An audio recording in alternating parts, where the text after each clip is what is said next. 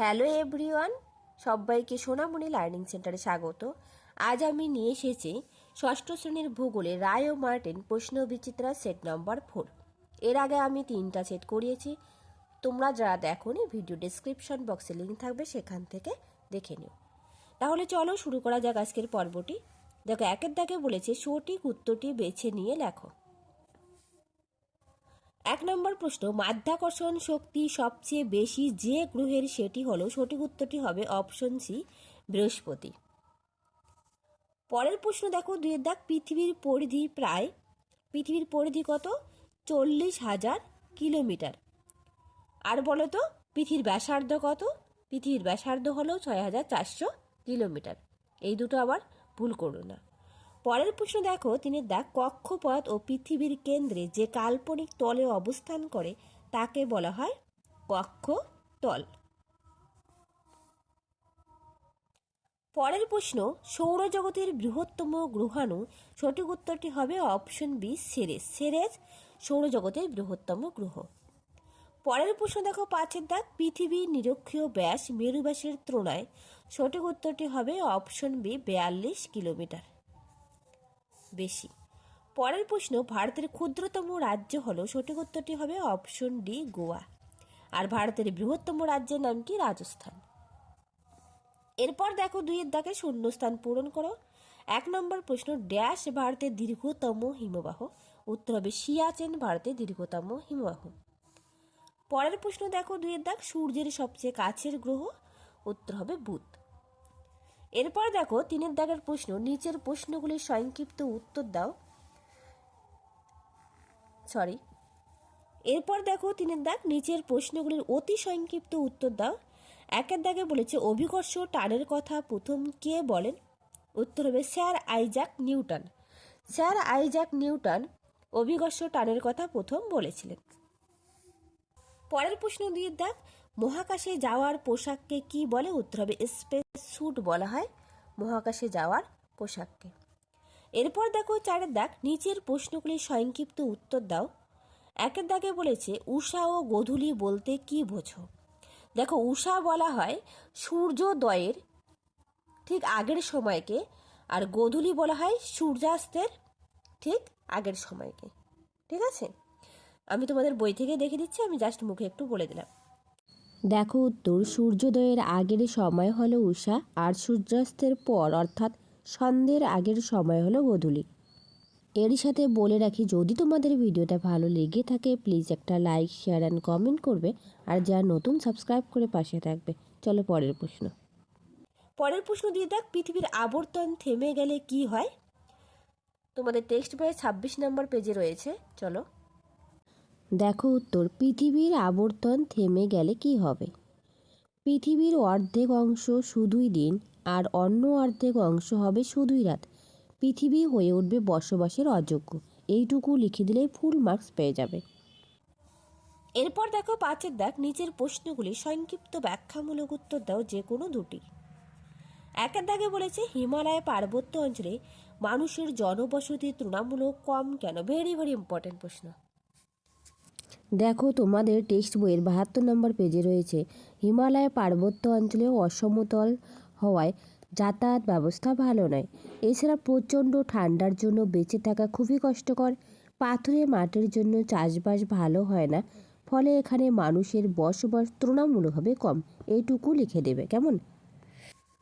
পরের প্রশ্ন দেখো, 3 দাগ, পরের প্রশ্ন দেখো 2 দাগ, গ্রহের 3টি বৈশিষ্ট্য লেখো। তোমাদের টেক্সট বইয়ে 6 নম্বর পেজে রয়েছে। চলো দেখো, আমি তোমাদের প্রত্যেকটাই টেক্সট বই থেকে দেখিয়ে দেব, তার কারণ টেক্সট বই সবার কাছে রয়েছে। দেখো, গ্রহের বৈশিষ্ট্য, গ্রহের নিজস্ব আলো উত্তাপ নেই, নক্ষত্র দ্বারা আলোয় আলোকিত হয়, নক্ষত্রের আকর্ষণে নক্ষত্রের চারদিকে ঘুরে, গ্রহ নক্ষত্রের থেকে অনেক ছোট হয়। এগুলো পয়েন্ট করে করে নাম্বার দিয়ে দিয়ে লিখবে, কেমন? ঠিক আছে, চলো পরের প্রশ্ন। পরের প্রশ্ন 3 দাগ, উদাহরণসহ পর্বত গ্রন্থির সংখ্যা লেখো। ভারতের উচ্চতম পর্বতশৃঙ্গ কোনটি? ভারতের উচ্চতম পর্বতশৃঙ্গ গডউইন, অস্টিন বা কেটু।